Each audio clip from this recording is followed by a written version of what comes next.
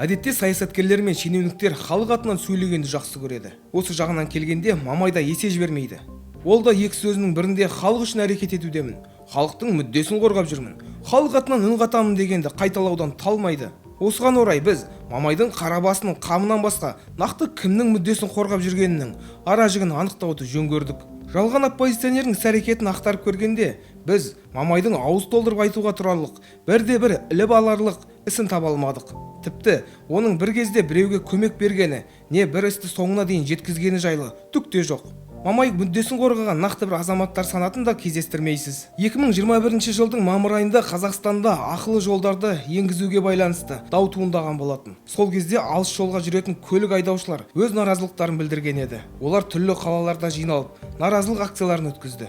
Көктеңіз дегені жерден табылғандай болған Мамай да осы іске құлшына кірісіп, көлік жүргізушілерін қолдаймын деп атын шығарып қалуға тырысты. Алайда оның көмегін ешкім де қажет ете қоймады. Жүргізушілер мұндай саясаткер сымақпен байланысудың түк те бермейтінін дереу түсінді де ешқандай ынтымақтастыққа бармады.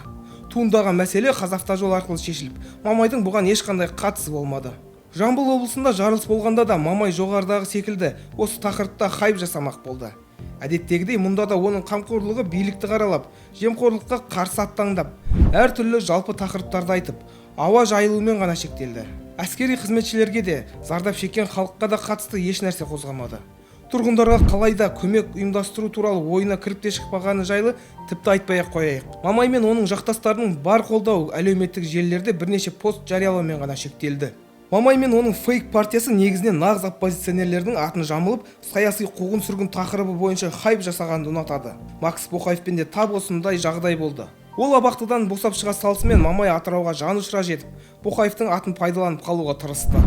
Бірақ Макс Қазақстан демократиялық партиясына кірмей, тек сөзбен қолдаудан арыға бармады. Жалпы Макс Боқаевтың Мамайға салқын қарайтыны сырт көзге байқалып тұрды. Арон Атабек босап шыққанда да осындай жағдай қайталанды. Мамай мұнда да Атабекпен жеке кездесіп, онымен бірге бірнеше рет суретке түсті де ізім-ғайым жоғалды. Мамайдың екіжүзділігінің ең сорақы сәті марқұм Дулат Ағаділдің атын пайдаланып пиар жасамақ әрекеті болды. Мамай Дулаттың үйіне көңіл айта барған сәтін видеоға түсіріп, көмек беремін деп уәдені үйіп-төгіп берді де тайып тұрды. Ал Дулат Ағаділдің достары мен туыстары асар ұйымдастырып, оның отбасына үйін жөндеуге көмек берді. Әрине, Мамай сол күйі адызын салмай, бұл іске мүлдем қатысқан жоқ. Мамай несиеге амнистия беру тақырып бойынша да атын шығарып қалуға тырысты. Қазақстанда несиеге басы байланған жандардың көп екені жасырын емес.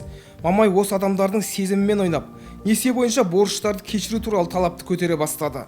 Бұл мәселе билік үшін таңсық дүние емес еді. Сонау 2011 жылдың өзінде үкімет ипотекалық несиелерді қайта қаржыландыру тетігін енгізген болатын. 2019 жылы Тоқаев әлеуметтік қорғалмаған азаматтар үшін несие амнистиясын жүргізу туралы тапсырма берді. Осының барлығын көріп отырып, Мамай несие амнистиясы бойынша атақты өзіне теліп алғысы келіп, бұл жайында көрінген мінберден аттандап, жарияға жар салуға кірісті. Алайда оны қарыз алушылар да қаржы нарығын реттеу және дамыту жөніндегі агенттікте жылдам өз орнына қойды. Аталған агенттік әшкерелейтін баспасөз хабарламасын жариялап, Мамайдың мәлімдемесін жалған деп атады. Міне, арзан ұпайға үйір хайпшылар осылайша ешқандай ұялмастан қарапайым халықтың мәселесі есебінен аттарын шығарып қалуға тырысады. Мамай жұмыссыздардың да, мұғалімдердің де, дәрігерлердің де, ешкімнің де мүддесін қорғамайды. Ол не істесе де жекелеген ағалардың мүддесі тұрғысынан элитаралық қақтығыстарға қатысады. Бұл туралы келесі видеода.